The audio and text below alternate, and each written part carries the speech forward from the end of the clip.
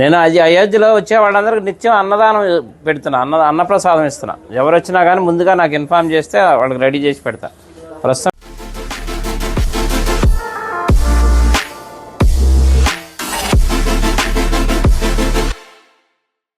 ఈరోజు చల్లా శ్రీనివాస్ శాస్త్రి గారి గురించి మాట్లాడుకుందాము. అంటే ఆయన హైదరాబాద్ చెందిన వ్యక్తి, కానీ అయోధ్యలో ఇప్పుడు సెటిల్ అయ్యారు.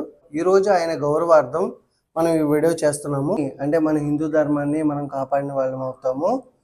తెలుగు వారి కోసం చేసే ప్రతి పనిలోనూ మనం కూడా వెనకాల ఉండి ఆయనకి ఎంతో కొంత సపోర్ట్ చేద్దాము. ఆయనకి మరిన్ని సహకారాలు అంది ఇలాంటివి మరిన్ని చేయాలని కోరుకుంటూ నేను మీ తెలుగు బ్రోస్ క్రియేషన్స్ సిద్ధు. నేను అది అయోధ్యలో వచ్చే వాళ్ళందరికీ నిత్యం అన్నదానం పెడుతున్నా, అన్నప్రసాదం ఇస్తున్నా. ఎవరు వచ్చినా కానీ ముందుగా నాకు ఇన్ఫార్మ్ చేస్తే వాళ్ళకి రెడీ చేసి పెడతా. ప్రస్తుతం 1000 మంది పైన వస్తున్నారు. మన తెలుగు వాళ్ళకి భోజనం దొరకదు అక్కడ, అందుకని అందరికీ ఉచితంగా పెడుతున్నా. ఇంతకుముందు రాముల వారికి 5 వెండి ఇటుకలు ఇచ్చాను శంకుస్థాపనకి. మోడీ గారు శంకుస్థాపన చేశారు కదా, నా అదృష్టం బాగుండి ఆ ఇటుకలతోనే శంకుస్థాపన చేశారు. దాని మీద ఇప్పుడు గుడి తయారైంది. తర్వాత రాముల వారికి బంగారు పాదుకలు చేయించా, వెండి పాదుకలు, బంగారు పాదుకలు. వెండి పాదుకలు తీసుకొని దేశం అంతా అన్ని దేవాలయాల్లో పూజలు చేయించా. బంగారు పాదుకలు తీసుకొని రాముల వారి అది రామేశ్వరం నుంచి అయోధ్య వరకు నడిచి వెళ్ళాను. అది కూడా రాముల వారు నడిచిన దారిలో వెళ్ళా, డైరెక్ట్ వెళ్ళిపోకుండా వెళ్ళి ఇప్పుడు అక్కడే స్థిరనివాసం ఉంటున్నాను. తర్వాత ఇప్పుడు ధనుసు చేయించా 14 కిలోలు. రాముల వారి వనవాసం 14 సంవత్సరాలు, అందుకని 14 కిలోలు చేసా. కిలో బంగారం, 13 కిలోలు వెండి.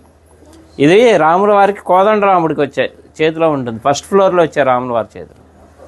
ఇప్పుడు నా మిస్సెస్ అక్కడే ఉంది అయోధ్యలోనే, నిత్యం అన్నప్రసాదం ఆమె చూసుకుంటుంది అక్కడ. వచ్చి చెన్నై అండి, జిఆర్టీ వాళ్ళు చేశారు.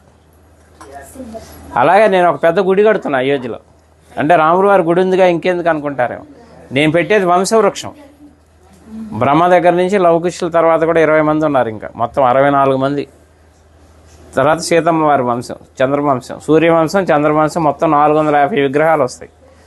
అంటే రాముల వారి వంశంతో పాటు రాముల వారికి అనుబంధం ఉన్న ఎవరెవరు ప్రముఖ వ్యక్తులు, మహా ఋషులు ఉన్నారు కదా, సప్త ఋషులు, వాళ్ళకి ఎవరెవరు సాంగత్యం ఉందో అందరి విగ్రహాలు పెట్టిస్తున్నా.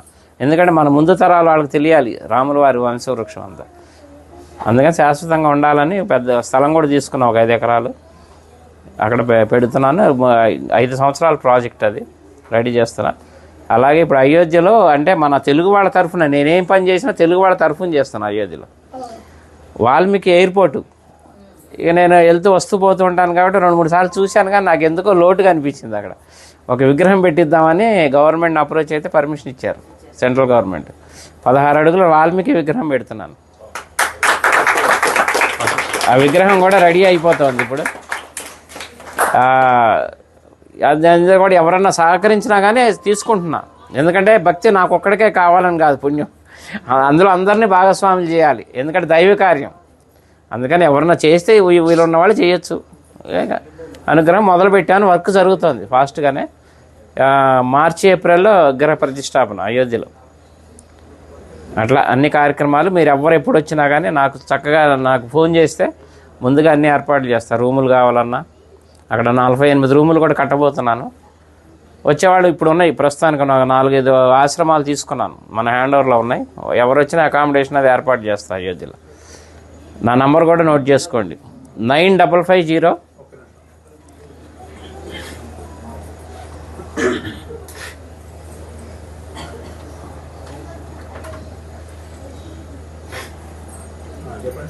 9550 754 389.